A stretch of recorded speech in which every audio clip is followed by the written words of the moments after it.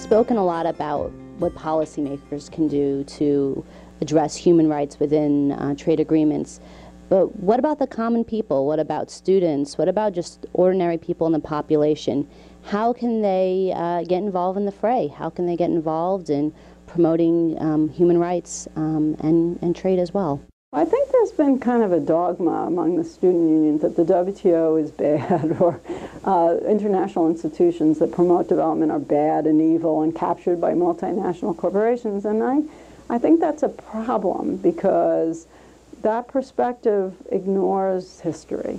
There is a lot that's wrong with these institutions, there's no doubt about it, but I think people need to understand that instead of throwing bricks at the WTO or the IMF, we need to find ways to rebuild these institutions, which have always evolved to meet the needs of people in the 21st century. So that's the first point. The second point is, so don't presume that this is a bad thing. In fact, they are good things, but they do need major revisions. So let's work on the revisions rather than throwing bricks at them.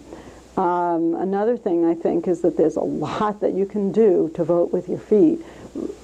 Purchase goods and services from corporations that are trying to serve the poor. We need to create a bigger demand for things like fair trade items.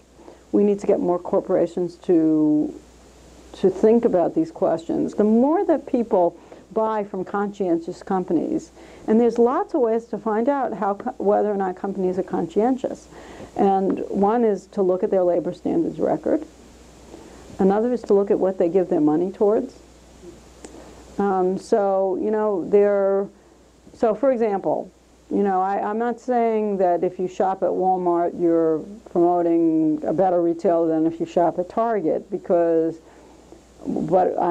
I am saying that if you shop at Costco, which is a unionized company, you're making a statement there, whereas Target and Walmart are non-unionized companies. So you need to do your research. It's just not black and white. It's easier said than done. But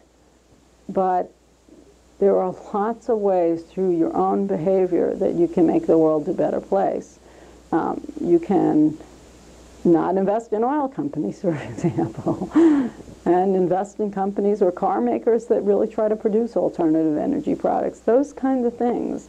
Voting through your feet, voting through your savings can be a big deal. I'd like to thank you for some very thoughtful insights on the issue of trade and human rights.